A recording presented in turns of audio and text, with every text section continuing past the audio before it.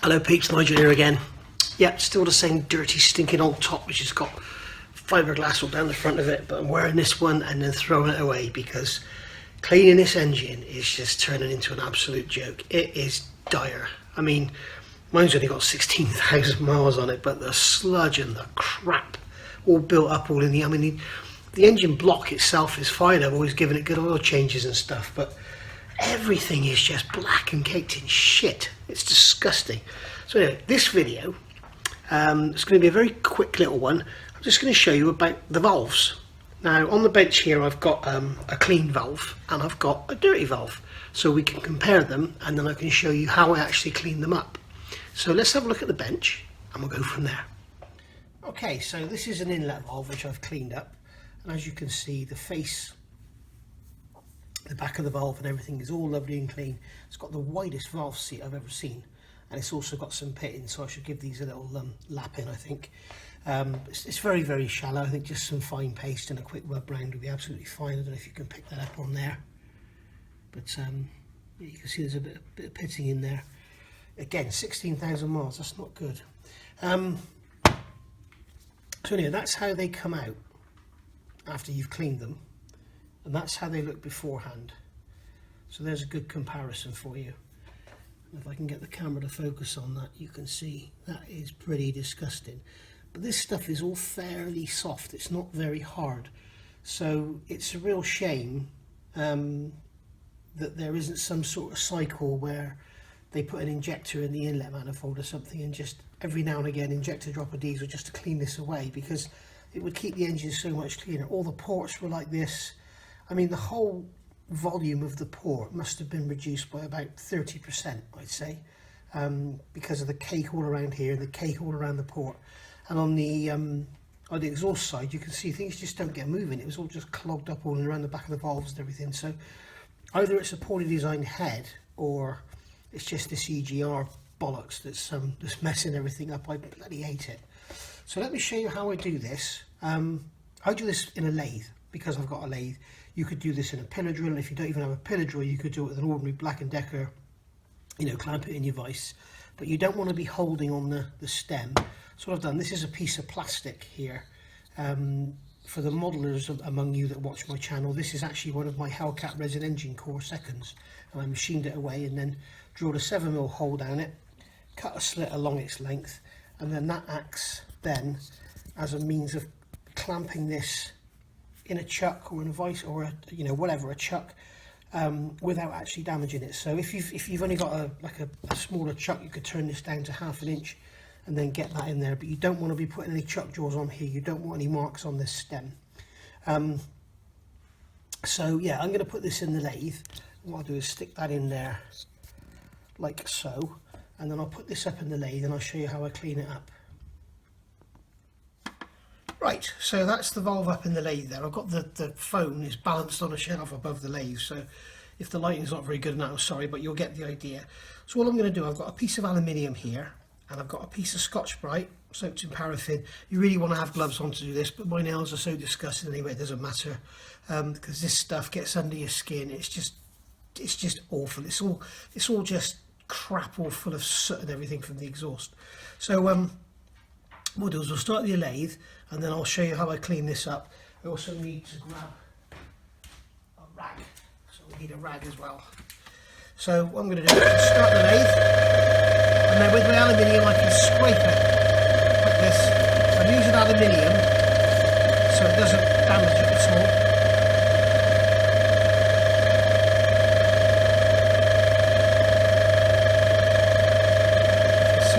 Scraping that away.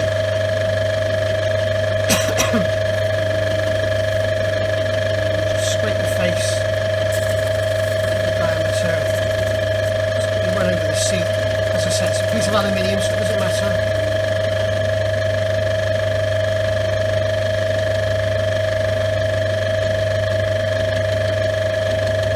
Okay, so that's that all done. And then we can get our piece of Scotch-Brite.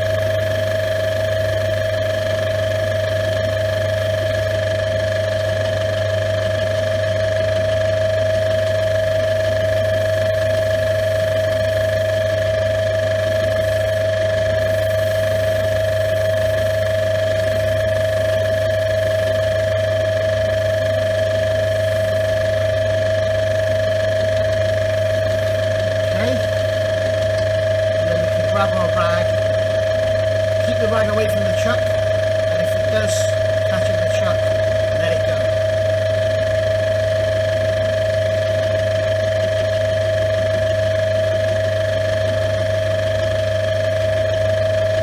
You can see it flickering there, that means there's still some black on there, so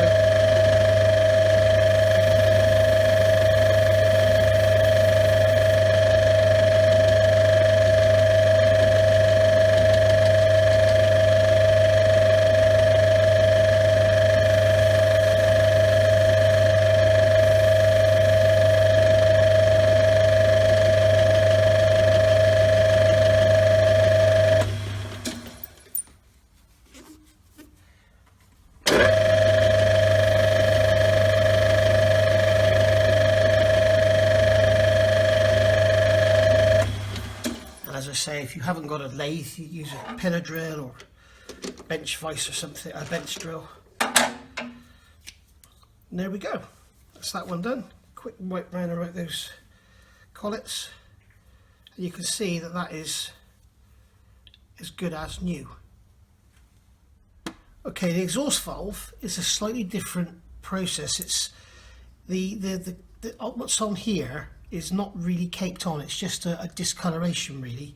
So we're not going to bother with the aluminium on that, but what I've done, I've wetted this a lot more to sort of try and break down this. It's just paraffin on there, so we'll just go over the exhaust valve with some Scotch-Brite and see what happens.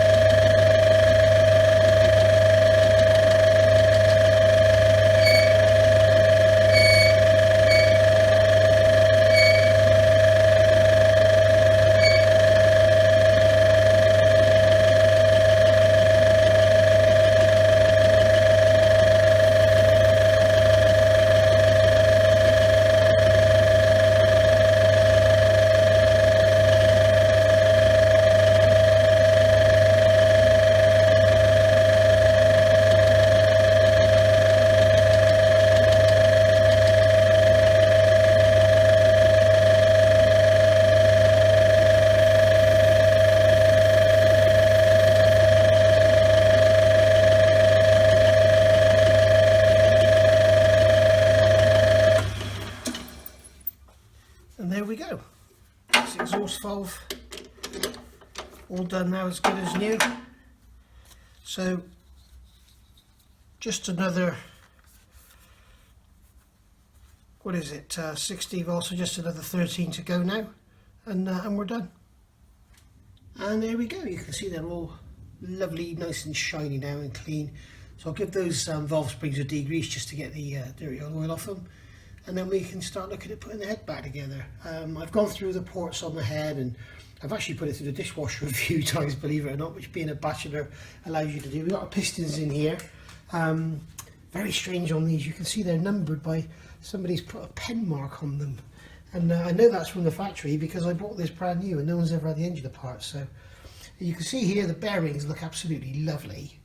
But I've noticed I can get king bearings for this, believe it or not, for £12.50 for the big ends and £15 for the main. So I'll probably just replace them anyway.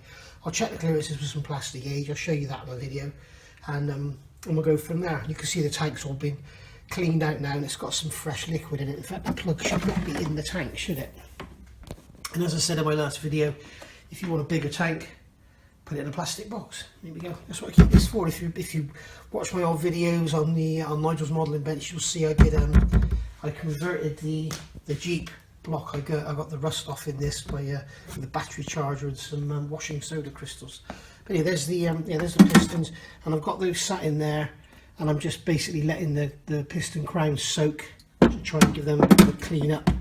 Obviously I'm not going to get them spotless. What's very interesting is the pattern on the top of the piston, you can see there, and I'm kind of thinking that must be the injector. That must be where the injector sprays the fuel. But yes, perfectly even. It's lovely. There we go. One more thing I want to ask. Somebody mentioned in my last videos, I don't know your name, mate. It's the guy from TDM, the guy from Northern Ireland. Great site. Go and have a look if you have a look. He said my oil cooler jets, replace them if they're not the newer type. Now I've looked online and I can see that the older type is 004858 or something, the part number. The newer type is 01989 or something. This is my part here, so I'll just show you it in the video so you can see it. If somebody can tell me, is this the later type or is this the early type? The end is reduced, it's round, there's a valve in there, we've got a hole in the back, you can see there, and obviously if I try to blow it through I can't muster up enough pressure to open that valve. But there's a number on the side here which I'm assuming is a batch number, CO521CA, maybe it's made in California. But yeah, so I'd like to know that. The other thing I'd like to know is oil pumps. I'm not sure if I asked this before. My oil pump is geared, and I've checked the part number, and it's a Peerberg oil pump. It's got Riesling or something on the side of it as well, which is watch manufacturer, isn't it? Yeah, Zappa or something it's got on the side of it.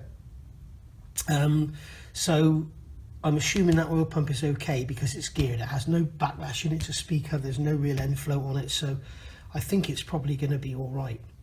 So there we go. Hey then guys, there we go. That's as I say, very quick video. I just wanted to get something out there for you, just to see that I'm not gone away.